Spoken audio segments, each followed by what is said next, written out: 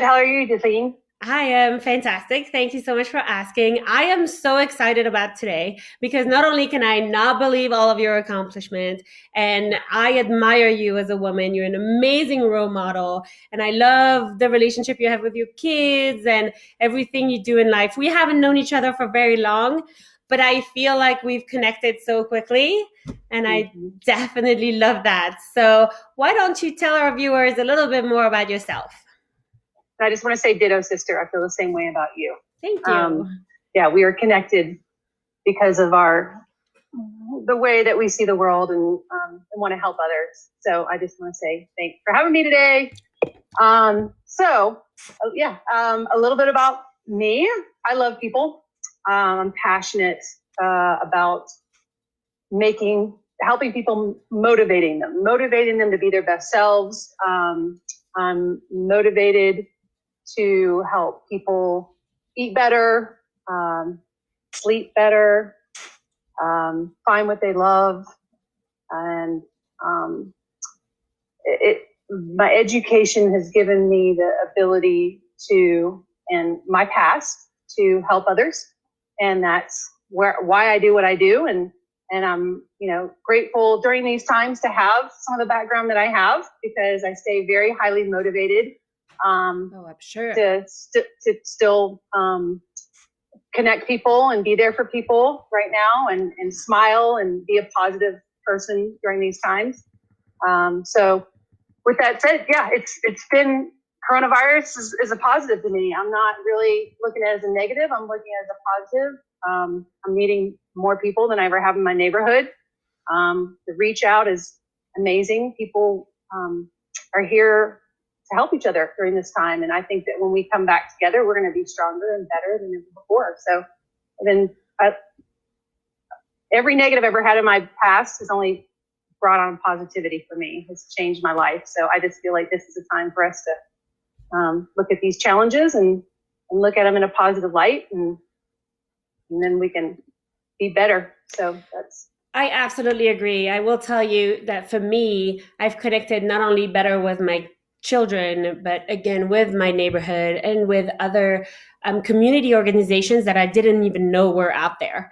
And I love this because as a community, really, Montrose is pretty amazing, and it blows my mind every day, everything that we do for one another. And that's really why we're here today. For me, it's all about bringing positivity, bringing joy, and highlighting the good that we're doing. And I know that's why you're here today. So I wanted to ask you how you're doing, but I think we covered that quite a bit. I love that. Yep. You're still Doing positive. great. I am too. I have turned off the news. I can't do it anymore. It's been a huge help for me, I have to say. And then I would love to ask you, what did you do in your neighborhood? Tell me a little bit more about the steps that you took and how you got there to help your neighborhood in a in a bigger way, to make sure you added value to the neighborhood. Tell me more.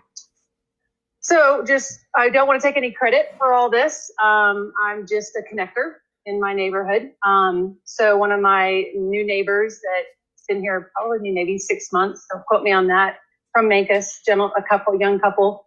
She works for Target, working her tail off, and he's been at home taking care of her, make sure she has dinner ready and all that. And I met him with his dog on the dog walk, and he said, I really feel like we need to do something for the elderly in the community. I feel like we need to reach out and make sure that they have everything that they need. If we can keep them at home and we can go grab their groceries, that's what I would like to do. And I said, well, I happen to, know the HOA president and the HOA, everybody on the board. So let me do my part. And then it just kind of fell into place. We got the flyers made and everybody came together, and we have a list of who all can help. And they rotate through each person. So not one person's getting overwhelmed. So the number that's on the flyer at the bottom is just someone that they all know, most of the people that's on the HOA, and then they text us. You know what I mean? Dispatch you. Yeah, you got it. Yeah, so that's amazing. If we just put my name, they'd be like, who's that? So we did have somebody that they know in the neighborhood, because we have, I'd say over 70% of the people here and elderly. Yes, and so we have the same in my neighborhood. And if you need ideas for flyers, I posted one on my page and on my profile. So if anyone needs ideas, I did an Easter one for this weekend. I was like, I would hate for anyone to feel lonely over this weekend. Usually their family can come and visit, and they can't this weekend. So it was really important to me to get it out there too. So we're printing those out with the kids, and you should see my son. It's so funny. I'm like, so can you help with maybe some front yard work? And he's like, I'll mow the lawn, but I don't do yard work. I'm like, it's for the better good. Like, come on. He was like, I've got limits over here. Nope. He's staring me down. He's like this. But I love to get them involved. And again, with crazy schedules that we had before, we didn't even have time to get our kids involved in the community. We didn't have time to give back. I really make it a point to do it in my day-to-day, but oftentimes they're at school while I do it, or it's over the weekend when they're with their dads, and it's not easy to involve them. So I'm just like you. I feel so lucky to be able to do this right now. So I really, I love the idea, and that's why I'm having you today too. I really just wanted to share it with everyone and say it's so little. It's a little flyer. You just drop it around and put it by the mailbox, and everybody can see it. And if you just make one person day and help only one person, and that person was having a terrible time, you can make a difference. And that's what I love. So. Yep. Talking about supporting the community and being there for everyone, because that's my goal, and I know it's yours as well. I love the information that you shared with me, and that I would love to share with the listeners. So what is the Work Share program with Betsy? So a girlfriend, Joey, she came over to the house and said, a few weeks ago, and said, I'm doing this Work Share program because she knows how passionate I am about food. And healthy food. Yes, I was going to say real food. Real food, yes. And she said, I'm helping out this woman named Betsy at Circle K Farms. And you do 5 hours a week. And then you start getting like a CSA. So I called her today, and she still needs help. So my husband Dennis and I are going out this coming Wednesday, early in the morning. By the way, that makes sense, right? So yes. If you want to do it, make sure you know that you're probably going to get up early, because the sun is pretty intense and you don't want to work during those hours. So we're going to go out and do a couple hours and see how we can help Betsy. I think I gave you that contact information. Yeah, it's in the notes. So it's right here in the notes. So if you want to call Betsy, and if you have any questions, don't hesitate to call me either. I don't mind communicating all that information. But, I feel like a lot of people I know a few that have been laid off personally. And I feel this is such a great way to have quality local food, supporting your local farmers, but also getting this great food for your family. So if you've had time, and really driving there, if anyone asks you, is just like grocery shopping, right? In a way. So if you're going to help out there for a few hours, it's not against any rule really, because it's almost like you're going to get your groceries / produce. So I feel like it's really important to be there for our local farmers, to understand how all this works, because we do take a lot for granted and don't dig where we should dig for food. And so I think that's it's also great for your kids to learn on where really our foods are coming from, because they're so used to getting them from the supermarket. Some, they don't know if it grows in dirt or on a tree.